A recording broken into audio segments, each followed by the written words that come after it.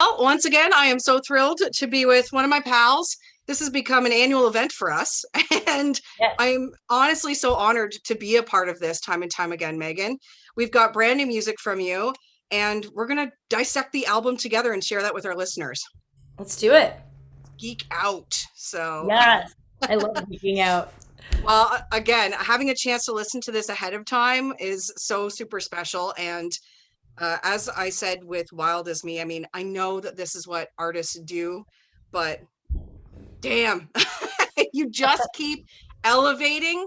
And it's not about, your songwriting has always been solid. It's honestly just about the all the different elements that you've brought to this album.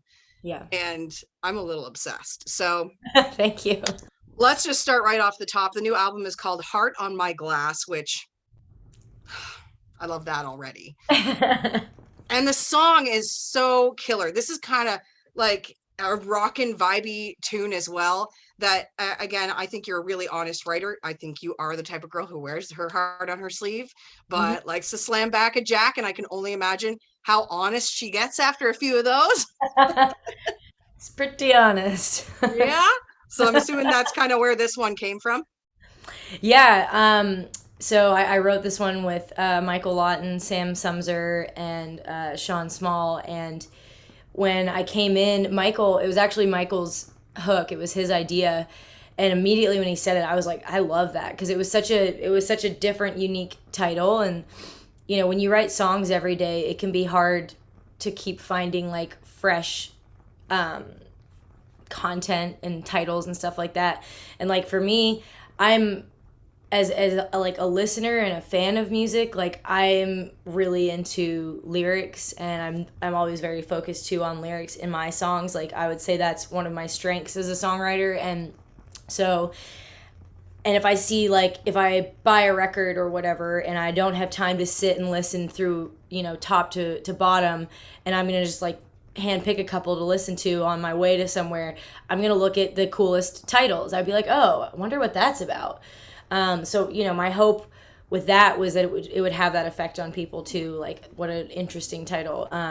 We started trying to figure out, like, we went through all the different approaches we could use for that title, which it's implied that you have a few drinks and you start being really honest, but it's like, what am I being honest about?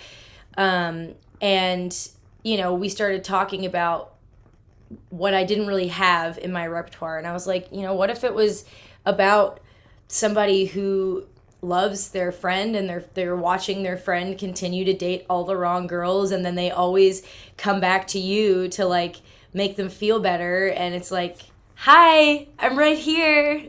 you know and but that can be a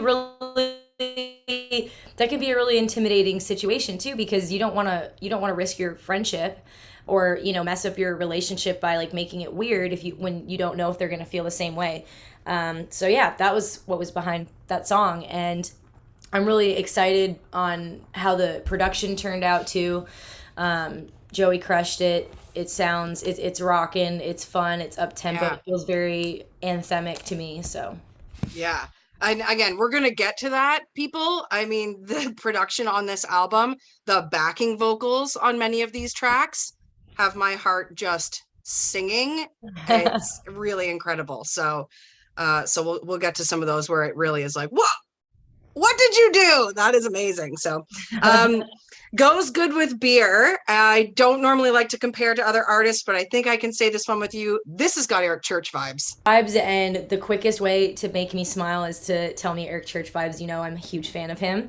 And yeah, that one, that I brought that title into Joey and Adam, and it was actually the first time that Joey Adam and I wrote together, and they've become a really like winning combo for me, just for songs. But I was telling them how I was at the bar and I was dipping, and some guy asked me what I was dipping, and I said Grizzly Straight, and he was like, "Why do you dip straight? Like most guys dip mint or wintergreen or whatever." And I was like, "I don't know. I'm like, it goes good with beer," because to me, like mint or wintergreen is like, it's almost like when you drink orange juice after you brush your teeth or something. So I don't know. I just thought that the flavors went well together.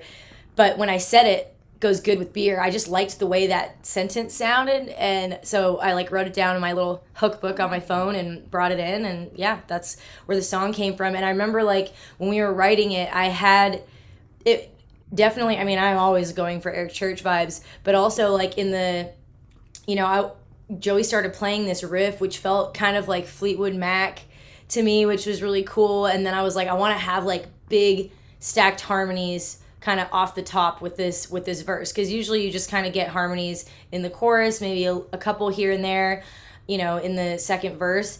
But I mean, coming from a bluegrass background, and like the Eagles are like my favorite band of all time, so I love big harmonies and like making a statement out of harmonies. So yeah, the production on that song is, I thought, was just really cool and just super rocking. It's really fun to play live. So yeah.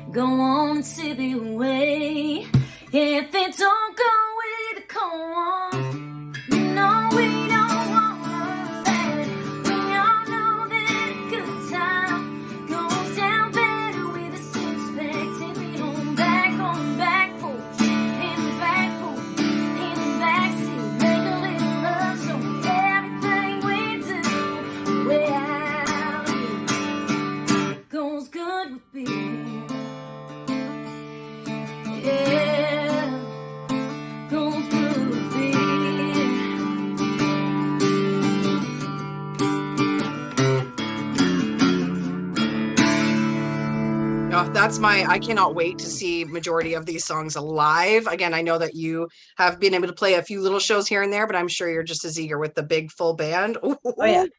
Yeah. Oh yeah. That one's gonna kick some ass. I think I'm allowed to say that. Whatever, I said it. There's a few on here that, of course, like I'm just going track for track. These might not even be in the right order, right? So there's a few on here that we're already really familiar with as well. My First Car, we've talked about this story behind it. Yep. And I absolutely love that. I love that it appeared on the album as well. One that, was, again, that really just quickly your fans were like, more, more, more. I really love this song. It did not take long for that one to soar with your fans. Yeah. And then also Never Giving Up on You, which continues to climb the charts. So congratulations there. Let's get it up there. Yeah, let's get it up there. Another love song that we adore. And that's actually a quick question just before we get back into all the tracks. When we talked about Wild as Me, you were pretty candid with me that this was the beginning of a bit of a love story for you. And that's kind of a vibe that you were going for on that album as well. What would you say your overall kind of feeling is, or the story you're telling with this album? I think like, yeah, like Wild as Me was definitely a very like relationship heavy album, obviously starting with the title track. And I honestly, to me, this record, there's still obviously a lot of like relationship songs, breakup songs, love songs, whatever. But I also feel like, to me, more the theme of this record is like me unveiling a whole other layer of myself as a person, and especially as a musician and as an artist. I brought in a lot of different musical influences and inspirations that I have not really brought into my music before, because to be honest, when I first came out, when I came out with my first record, Grace and Grit was a pretty like country down the middle kind of vibe. The production, the songs, all of that. And I think also at the time when that record came out, there wasn't a lot of people, especially in Canada, doing that more traditional country thing, especially for females. And so I kind of like inadvertently, unintentionally became sort of like, I felt like the poster child for like country, like more traditional country. And then I felt like that was what my fans were expecting from me and what they wanted from me. And, I was kind of subconsciously boxing myself in with the music I was making, because I wanted to, I was still being honest. I wouldn't say I've put out any music that wasn't true to me or authentic or dishonest or anything, but I was only showing one part of myself because I felt like it was the part that the audience wanted. And like, yes, I do this for me, but I do it for the fans. I want them to buy my records. I want them to fall in love with my music. I want my music to change their lives in a positive way. And, I realized during the quarantine, when I had all of this time to just sit and think and self-reflect, and also to write a bunch more than I ever have before, I started realizing the boundaries I'd put on myself. And that, also, especially because I started playing little like clips and, like giving little samples, my dog, giving little samples of the new music, and the response was really great, especially for some of the stuff that I was like, is this me? Like, are people gonna accept this from me? Like Better Story, for example, I think is a great example for what I'm talking about. I mean, I've not put out anything really like that. But like, Aretha, I talk about Aretha. She is one of my biggest influences, one of my favorite artists. Blues and soul and R&B was like a huge part of my musical coming of age. I mean, I used to play in a funk soul band, and I grew up listening to a lot of that stuff, and I've been influenced by it. And so, taking that risk is always a little bit scary, but at the same time, I have a lot less like anxiety about this record than anyone I've ever made, because I do really feel like it is so far the most all-encompassing, most honest representation of all of me. And I'm kind of like, because you want everybody to like your records, obviously, but with this record, I'm kind of like, man, if you don't like this record, then I'm just not for you. Like, you're just not gonna like me. It's not because like I didn't put my best foot forward. It's not because I didn't make the record as great as it could possibly be. I'm just really proud of it.